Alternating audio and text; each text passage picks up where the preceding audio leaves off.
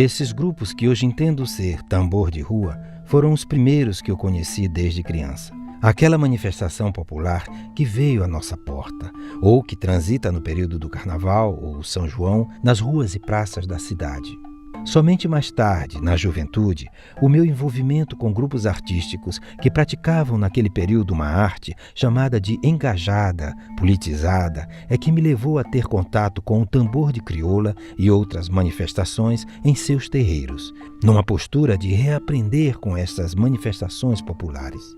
Toda essa formação, a partir de uma prática, de um culto a estas manifestações, ao saber de quem a produz, era pontuada de leituras, muitas vezes assistemáticas, de autores como Gramsci e outros. Filmar ou fotografar passou a ter um significado que implicava em um compromisso político com os trabalhadores, produtores dessa cultura.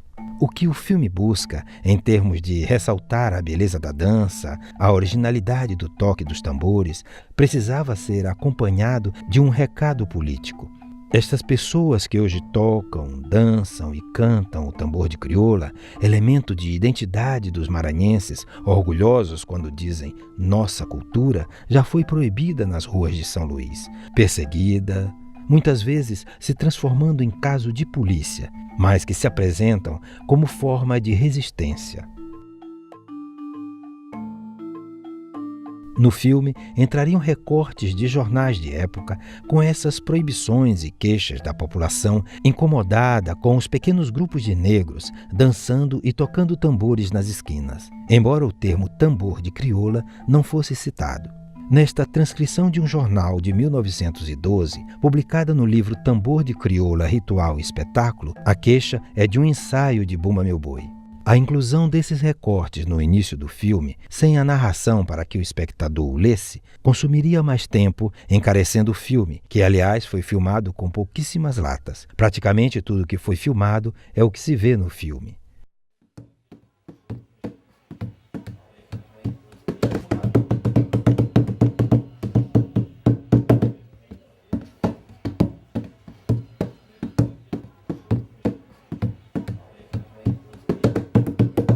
Ao final do documentário, a narração voltaria a fazer alusões a essas queixas mostradas no início. Mesmo sem essa parte do início, mantivemos o texto final, onde é exposto aquilo que víamos naquele momento como contradição, como antagonismos de classes sociais. De brincadeira de escravos, reprimida pelas classes dominantes, o tambor de crioula tem servido atualmente de instrumento de manipulação em mãos destas mesmas classes. Fantasiados, apresentam-se livremente nas ruas, ocupando o espaço que não é o seu. Em São Luís, a dança sofre hoje exigências e condições impostas por aquelas camadas que veem nos folguedos populares uma fonte de deleite e prazer.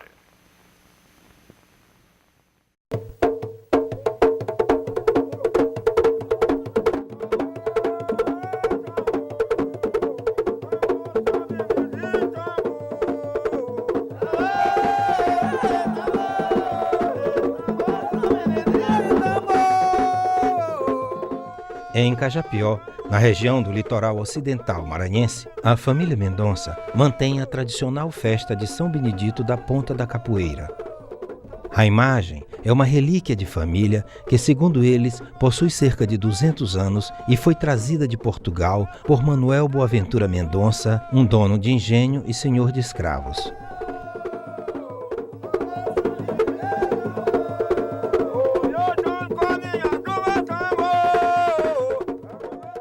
Foi nesta festa que Mestre Felipe teve seu batismo, por assim dizer, no tambor grande.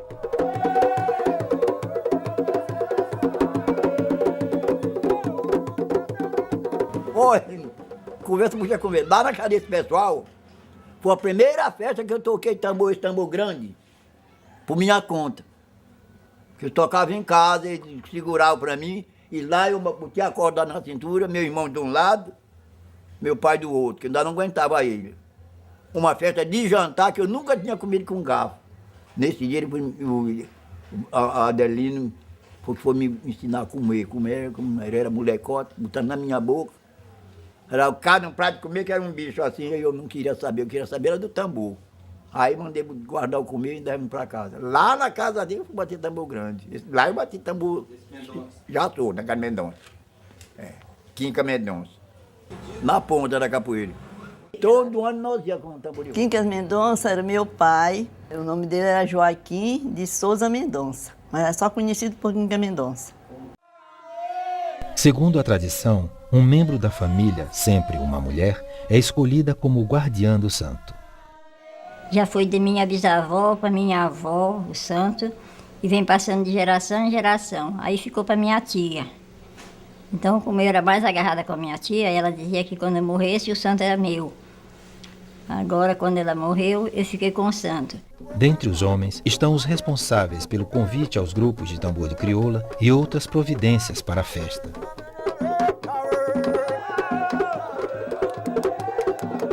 Por volta de 1930, Ribamar Mendonça foi um dos organizadores desta festa. Sem perder o contato com os festejos de São Benedito em sua cidade, Ribamar passou a morar em São Luís e exercia a função de bilheteiro dos bondes da Ulen Company, empresa norte-americana de serviços urbanos. Para escapar das obrigações trabalhistas, a empresa demitia seus funcionários antes que estes pudessem completar 10 anos de serviço. Assim, Ribamar também foi demitido. O norte-americano John Harold Kennedy, responsável pelas demissões, não autorizou o pagamento dos últimos meses de trabalho de Ribamar e ainda o tratava de forma considerada humilhante. Em 30 de setembro de 1933, após uma discussão, Ribamar atira contra Harold Kennedy, provocando a sua morte. Sua atitude, porém, foi considerada legítima e ele é absolvido em todos os julgamentos.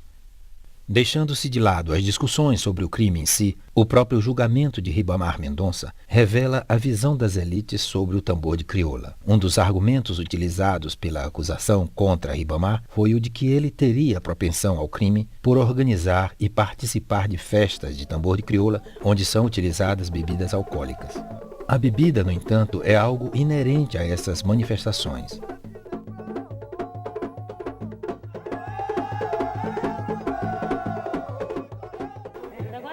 E as bebidas que eles davam era só a cachaça. Naquele tempo mesmo era só cachaça.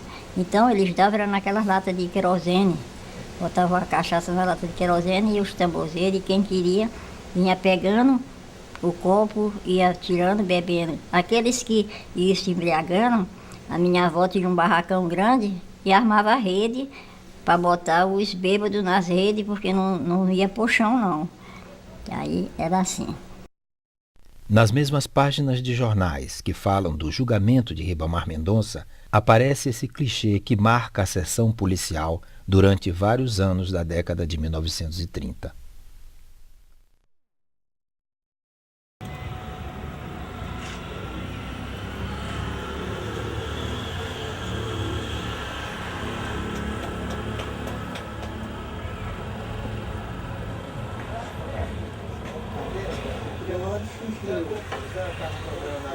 Foi na casa de Dona Edeltrudes que finalmente encontrei referências sobre esse personagem fotografado pelo meu pai, genericamente chamado de palhaço, e que não existe mais nos grupos de tambor de crioula. O grupo de Dona Edeltrudes é conhecido também como tambor de come-ferro, apelido de seu marido já falecido. Ela me falou na ocasião que esse personagem representava o preto velho no tambor de crioula. Há 40 anos, ela guarda o cofre onde era depositado o dinheiro das apresentações de rua com a máscara do preto velho. Mostrei as fotografias feitas pelo meu pai, mas ela não reconheceu o palhaço ou mesmo o grupo como sendo o seu. Sendo assim, pode-se supor que em um determinado momento esta figura existiu em pelo menos 2 grupos de tambor de crioula aqui em São Luís. Dona Edeltrudes falou também que o seu tambor foi o primeiro grupo que saiu às ruas no período do Carnaval e com fantasias em 1947. Começou ele jogando bola e formaram esse tambor. 2 anos saiu meu filho, o seu Sadino Preto e José, filho de seu Sadino, vestido de mulher. Com 2 anos eu disse que eu não queria mais homem.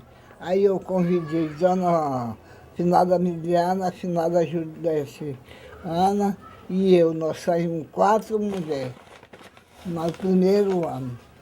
Aí depois foi aumentando mais, foi aumentando, que deu esse grupo todo aí. As toadas abordam os mais variados temas, desde referências a São Benedito, seu santo protetor, como as situações do cotidiano e a sátira do social. Já estava começando a haver uma substituição dos tambores pelos tambores de plástico e um pouco a presença do turismo, uma certa invasão do turismo, da exploração das apresentações de tambor de crioula, fazendo propaganda comercial de produtos ou do Bumba Meu Boi, e a gente se interrogava naquela época quais seriam as repercussões daquilo sobre essas manifestações da cultura popular. Naquela época, a gente tinha muito receio da interferência da cultura de massas, né, da mídia, né, e do turista sobre as manifestações da cultura popular. Com a intenção de polemizar sobre o futuro do tambor de crioula, e não somente dele, como também das outras manifestações populares, escolhemos como trilha sonora para os créditos finais do filme uma toada composta e cantada por Dona Áurea, que fala de turismo, relacionando a parques de diversões, batuques de tambor, Bumba Meu Boi e quadrilha de São João.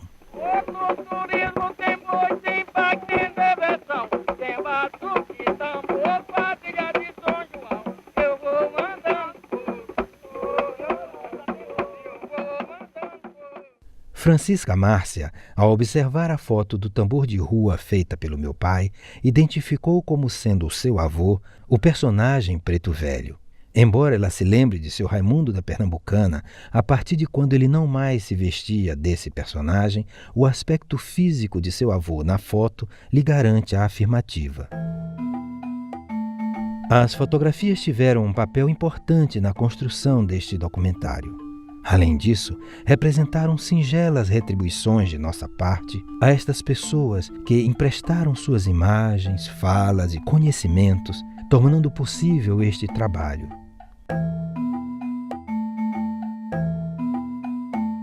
Aqui, seu Valdemar identifica nesta foto o seu irmão. Hoje, com a oportunidade de mostrar o filme e as fotografias, um brevíssimo e incipiente olhar sobre o tambor de crioula, me deparo com a emoção de pessoas diante dessas imagens que o tempo atribuiu importância e que agora passam a ser referências visuais, algumas vezes únicas, em suas histórias de vida. Esse aqui é o rimungado que se chama.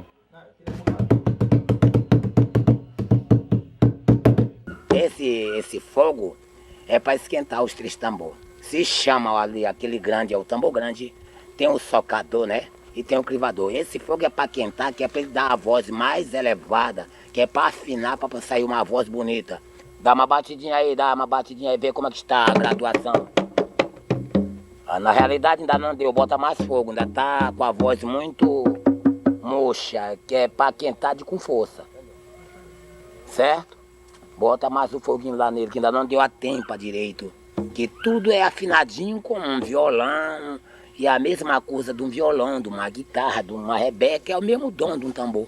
Tudo quentinho, fica bonito mesmo. E ele quente, tem a voz mais elevada, fica mais bonito. Ó, presta atenção para não esquentar demais, menino. Certo? Não tem medo não. Tá certo. Pois é. Antes do título do filme, viria um letreiro com o ditado popular afinado a fogo, tocado a murro, dançado a coice. Para reduzir custos, assim como os outros letreiros, ele também não foi incluído. Este ditado, na verdade, faz alusão às interpretações de que o tambor de crioula, na sua origem e de forma genérica a todo o Maranhão, teria sido dançado unicamente por homens e numa coreografia que se assemelhava a um tipo de luta. A leitura que fazíamos na época era de que esse ditado simbolizava a força dessa manifestação e seu potencial de briga, a fogo, a murro, a coice, para manter-se como cultura de trabalhadores, especialmente negros. Porém, a leitura agora pode ser outra. A descrição do tambor feita pelo ditado contrasta com o tambor de crioula que conheço há pelo menos algumas décadas. A sensualidade e leveza na coreografia das mulheres e a gestualidade dos homens não se comparam ao coice de um animal. O virtuosismo do tocador faz o tambor cantar, chorar, ter voz, como disse o Vanderlei, ou mesmo resmungar, como diz mestre Betinho. A técnica dificilmente alcançada de extrair diferentes sonoridades à boca do tambor vai muito além de um simples murro. Porém, desse ditado, pode-se extrair a parte que faz alusão à afinação do tambor ao calor da fogueira, atribuindo-se ao termo afinar simbologias que encerram permanente luta desta manifestação pelo seu reconhecimento como brincadeira e prática religiosa, reivindicando respeito, liberdade de expressão e também provocando ações oficiais de salvaguarda. Historicamente, estas conquistas se apresentam para o tambor de crioula como afinações alcançadas a duras penas, a fogo mesmo.